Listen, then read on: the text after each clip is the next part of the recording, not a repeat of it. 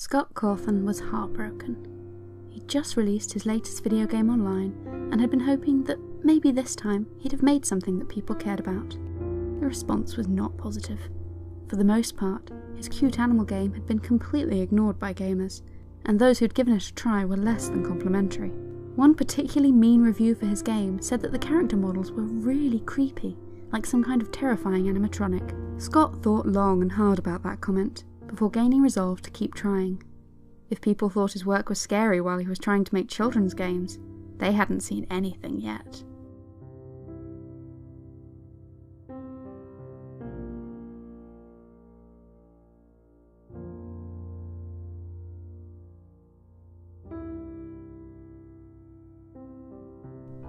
Scott Cawthon loved making video games. It had been his creative outlet for years. Since he was 16, he'd been fascinated with building his own small gaming titles that he'd circulate online for people to try out.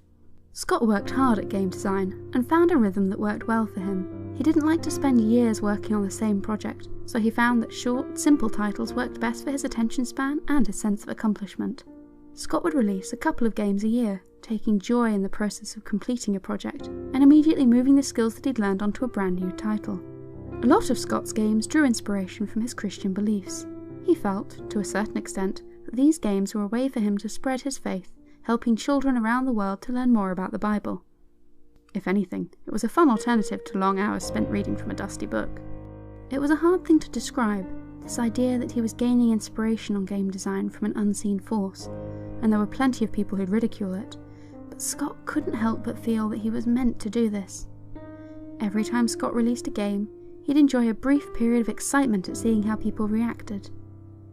After years and years of work, though, he slowly found himself struggling to keep going. Family commitments became greater, as Scott had to balance game creation around a full-time job and time spent with his children.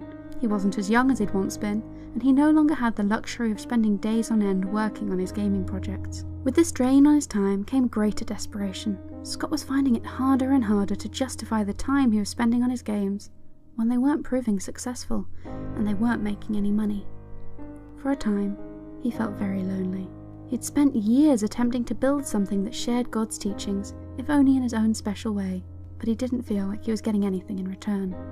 Throughout all this time, he'd always felt that God was pleased with what he was doing, but after so many years, and with so many other pressures on his time, he wasn't sure if he could feel that reassurance anymore.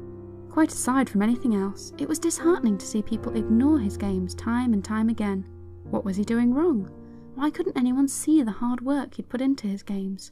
Above all, how in an increasingly busy and crowded online world could he even hope to compete for attention among others? The final straw came when Scott received some hurtful comments from one reviewer. His art style simply didn't make for an enjoyable experience. And so Scott quit. He'd had enough. He had too many other things to do, and he was tired of struggling to find time for making games when he could be focusing on his family and earning the money he needed to support them. Time to grow up and face the facts. He was never going to succeed as a game developer. Except, Scott really couldn't stop himself.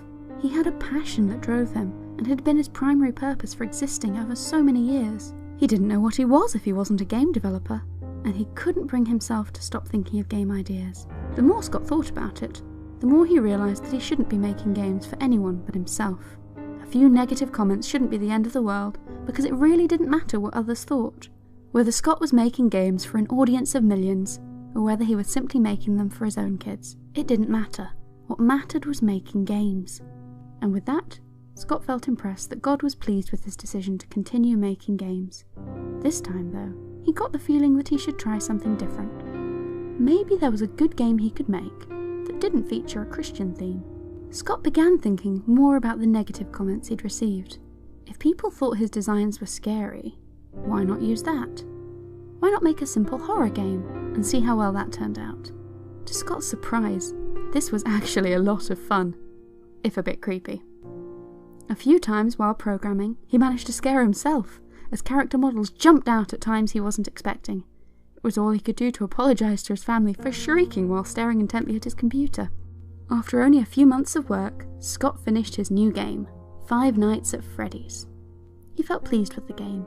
He'd got a lot of his frustration out of his system and made something that wasn't his usual style, but that he could ultimately be proud of. He happily launched the game, the same as all his others, and immediately began thinking about his next project. After all, Scott wasn't going to stop here. He'd achieved his goal of making a new game, and he'd learned that the process of making games were their own reward. It didn't matter what people thought of his attempts at horror. Except, well, it didn't matter what people thought, but as it turned out, they thought his new game was pretty good. Scott watched in wonder and awe as the internet exploded with admiration for his little indie game. He couldn't keep up with it. The game was an instant smash hit. Finally, everything he'd worked towards over the past decades made sense. He felt like he'd been led to this, and that while he'd had plenty of trials along the way, they'd all been designed to help him succeed in his goal of becoming a world-renowned game developer. Each and every one of us will face moments like Scott did on his darkest day. We'll be encouraged to quit, to give up, and to move on. Sometimes that might be the right thing to do, and it's up to us to spot those moments. But it's important for us all to remember that we can only succeed if we keep going.